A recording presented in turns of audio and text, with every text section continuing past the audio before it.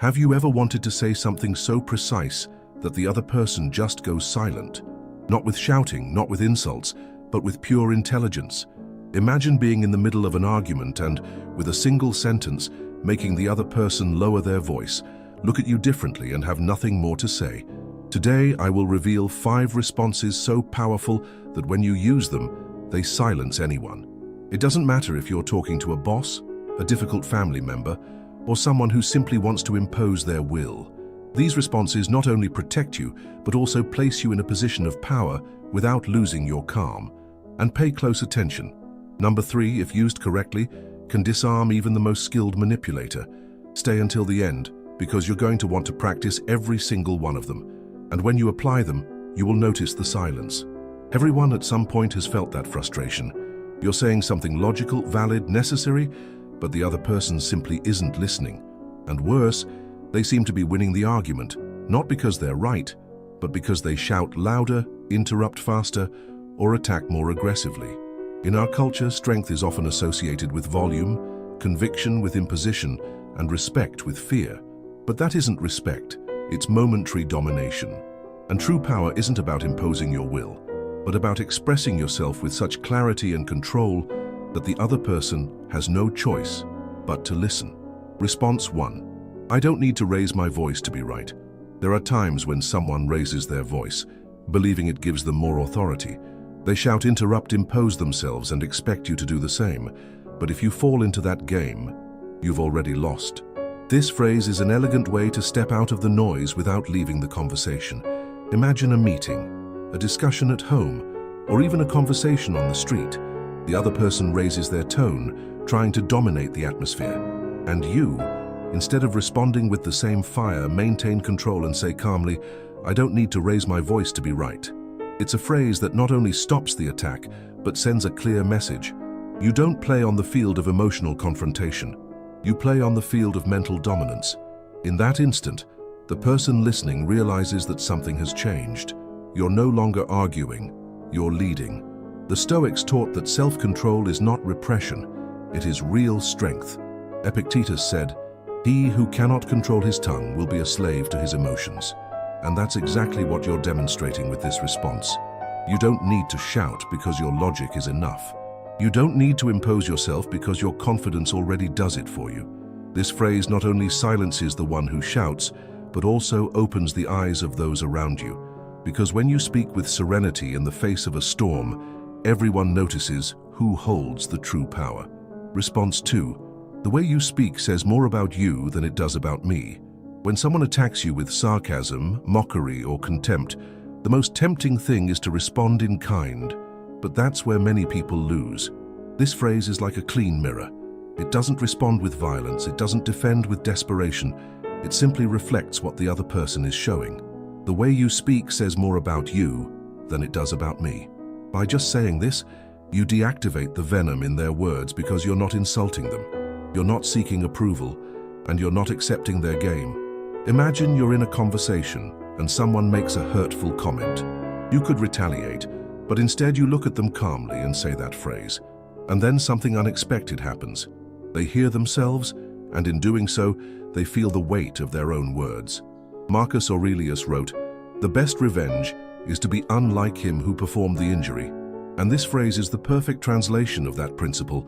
You not only maintain your peace, but also force the other person to confront their own disrespect. Furthermore, there is a powerful lesson here. When you don't react as they expect, you change the script. And when you change the script, you change the dynamic. This phrase is for those who have decided not to stoop, not to surrender, and not to let the attitude of others define who they are. The Stoics understood this more than 2,000 years ago. Epictetus, who was born a slave and ended up teaching wisdom to the powerful in Rome, said, "It's not what happens to you, but how you react to it that matters." And this teaching has incredible depth, because what truly defines your character and the respect others offer you is not what you experience, but how you respond to what you experience. In the context of an argument, that means one thing very clearly.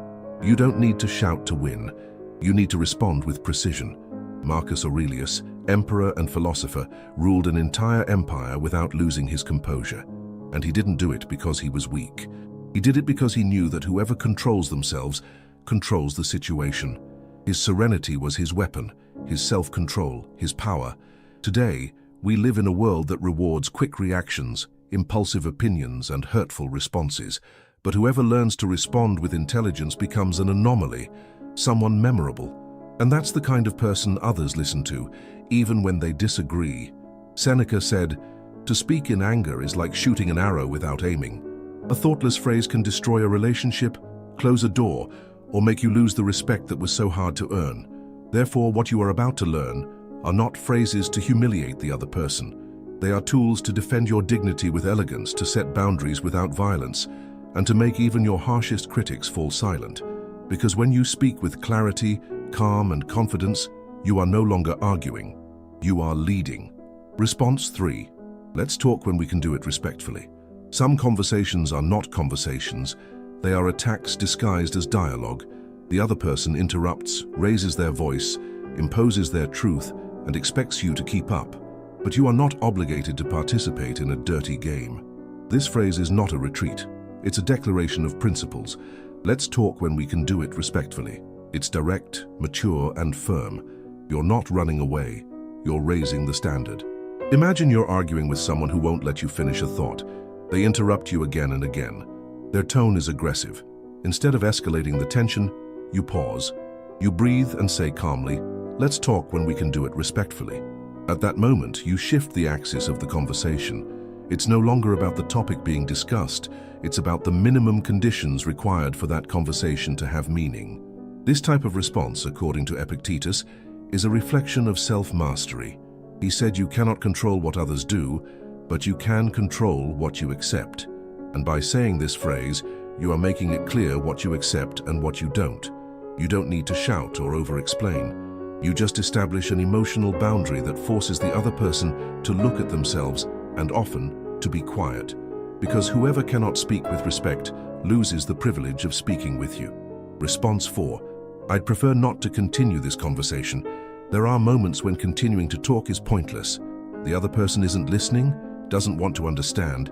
They only want to win, even if it's at the cost of hurting you. And that's where this phrase becomes your shield.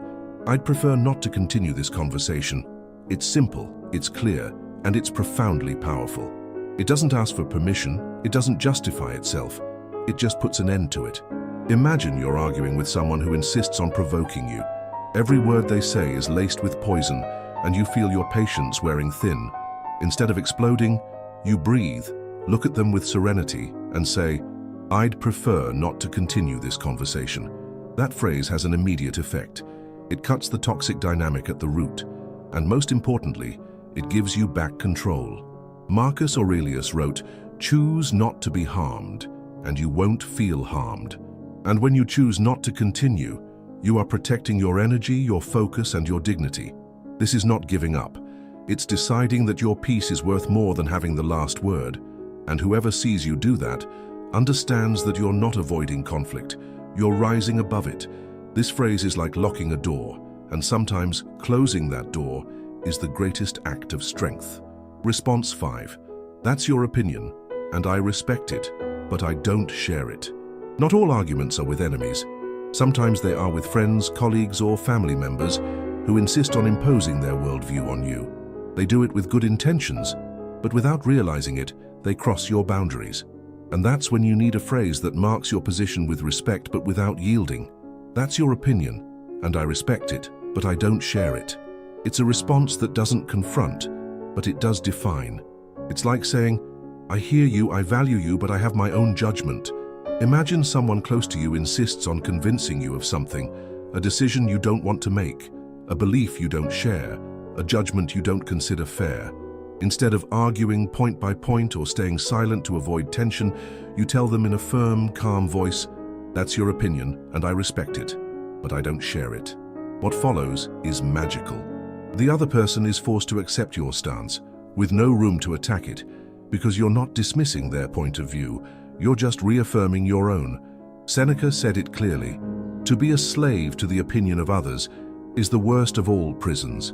And this phrase is the key to escaping that prison. It's an elegant way of saying, "I think for myself, and I don't need your approval to do so. Using this response frequently gives you something few people have: emotional independence. And when someone notices they can't pressure you, they begin to respect you even more. Now you have 5 responses that not only defend you, but strengthen you. 5 phrases that, when said with serenity, confidence, and clarity, make the other person fall silent. Not because you've crushed them, but because you've risen above them. Because respect isn't imposed by force, it's inspired by character. Let's remember them one more time. I don't need to raise my voice to be right. The way you speak says more about you than it does about me. Let's talk when we can do it respectfully. I'd prefer not to continue this conversation. That's your opinion, and I respect it, but I don't share it. Do not underestimate the power of these phrases. When you practice them and integrate them into your daily life, you'll notice something very clearly. People will start to listen to you more and tread more carefully around you. Because you are no longer someone easy to manipulate or provoke. You are someone with presence, with control, and with a powerful voice. Here at Stoic Spring, I teach you to think, speak, and act with the wisdom of the great philosophers, so you can live with more respect, inner peace, and mental fortitude. Subscribe now and turn on notifications, because what's coming will transform you.